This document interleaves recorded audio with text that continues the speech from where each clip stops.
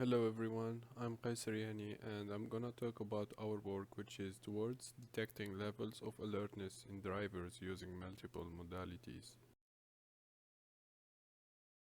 So after starting with the background and motivation, I will talk about the dataset, then I will discuss the methodology, and later on I will present and discuss the experimental results. Finally, we have the conclusion.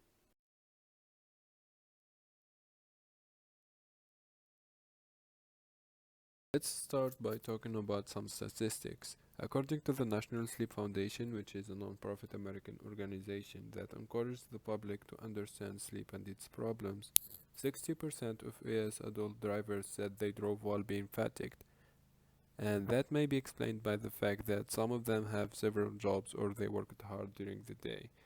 37% admitted to have fallen asleep at the wheel, and we have 4% of the drivers who had accidents or near accidents due to drowsiness or falling asleep, and that's only a percentage for the drivers that reported that they had accidents because of drowsiness.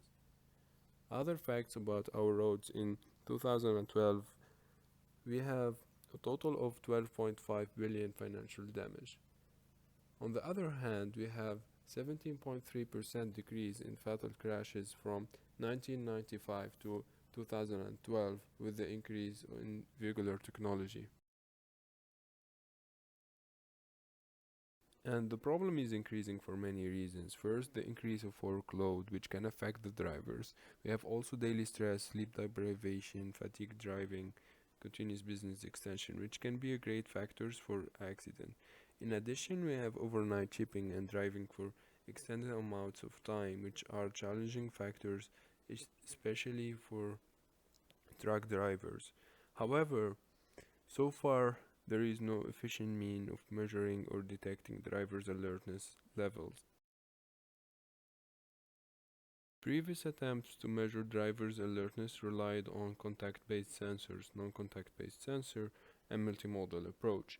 Some of researchers use brain waves, heart rate, also EEG and ECG signals as contact-based method.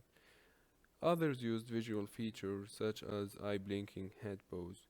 And in addition to this, there is also thermal imaging, which is not a common technique to detect drivers' drowsiness as non-contact based technique. Using thermal imaging technology is a relatively new field in this area, and most of this previous work relied only on single modalities or signals. There is little work in literature that worked on integrating these modalities, and even previous work that used multimodal approaches relied heavily on non-human based features such as environmental and vehicular signals.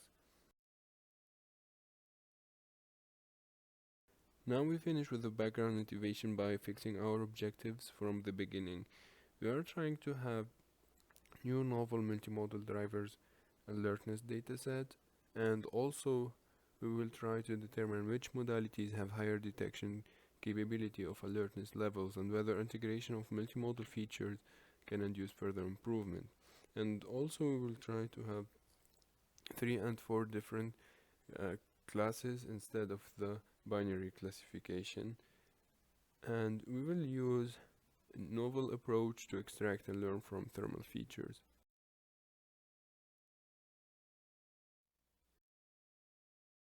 We were able to ask 10 volunteers to participate in our project, and the recording were done in 2 sessions. The first session is in the morning when the subject is still fresh, and the second one is in the evening when the subject is mostly tired after a long day of work.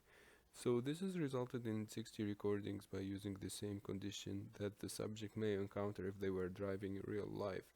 And to avoid further distraction and for long-term monotonous driving, we configured the simulator for highway driving.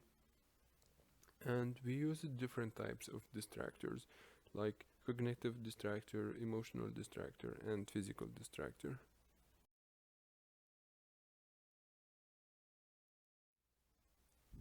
To collect our dataset, we used FLIR SC6700 camera, which is state-of-the-art thermal camera, A Raspberry Pi camera and physiological sensors, which are skin temperature, skin conductance, blood volume pulse, and respiration rate sensor.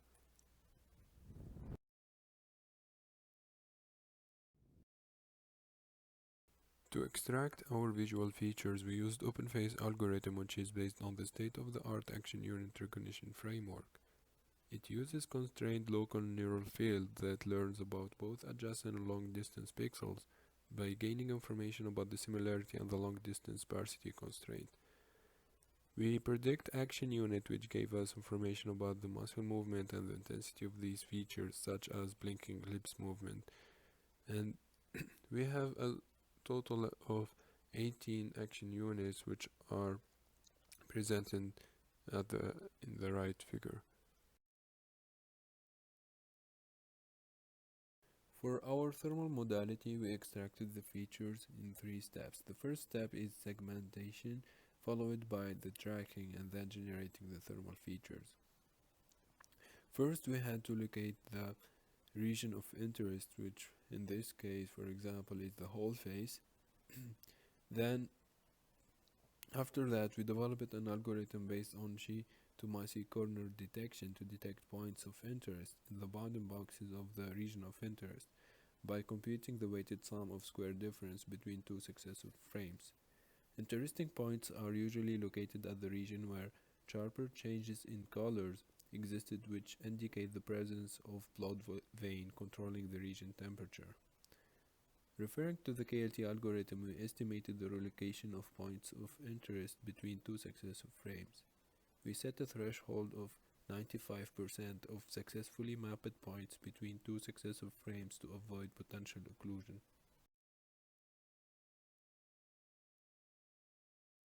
After the process of segmenting, binarizing, masking, and cropping the thermal region of interest, we created a thermal map by extraction of the mean of the pixels, the minimum temperature, the maximum pixel value, which represent the highest temperature, the difference between the maximum and minimum temperature, the mean of the 10% highest pixel values, and a histogram over the values of the pixels, which represent the temperature distribution in the region. For our multimodal modality, we try 2 approaches in order to create the multimodal feature set. The first approach is early fusion, in which the integration of the 3 modalities feature is done before the classification. The second approach is late fusion, which is summarized in this equation. The final prediction equal to the maxima over the class label of the 3 modalities.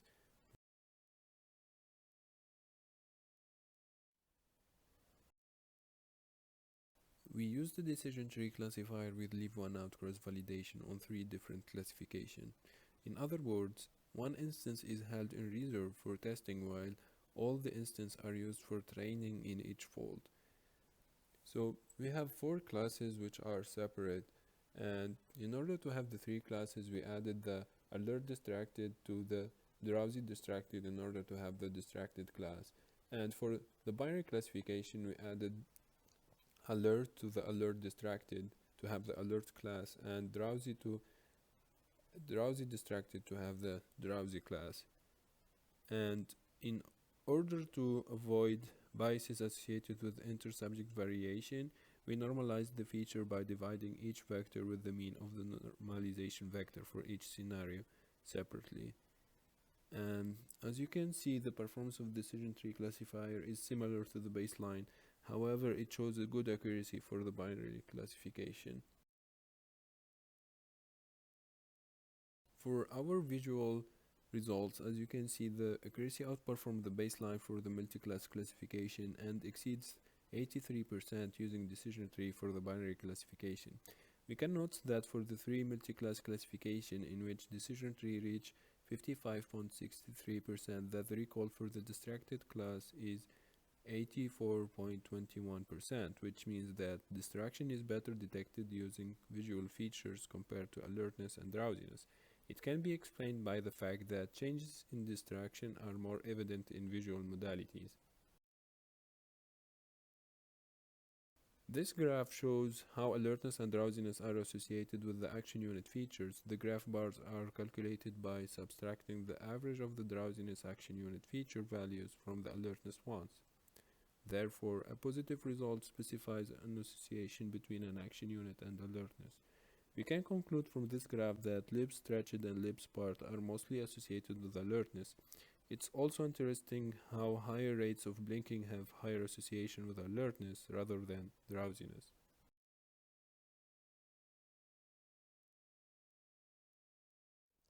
For our physiological results, the binary classification is the lowest compared to the previous results. However, the physiological results for the four classes outperformed the other individual modalities with 37.94% accuracy. We can also note that the alert class outperformed the results for, from the other individual modality with 61% and 54%. The integration of previous modalities created a richer multimodal dataset for drivers' alertness detection. So we find the summary of our results in this table. The late fusion method outperformed the early fusion method, however, it's still lower than the visual modality. For the multi-class classification, early fusion outperformed the other modalities with 79.73% for the three-class classification and 55.12% for the four-class classification. To conclude, we were able to collect new novel multimodal drivers alertness dataset, and our analysis showed that the multimodal features induced further improvement to the individual modalities.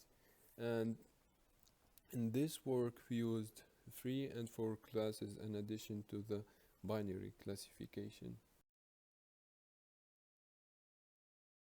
Thank you for your attention, and please do not hesitate to reach out if you have questions or you are interested in our work.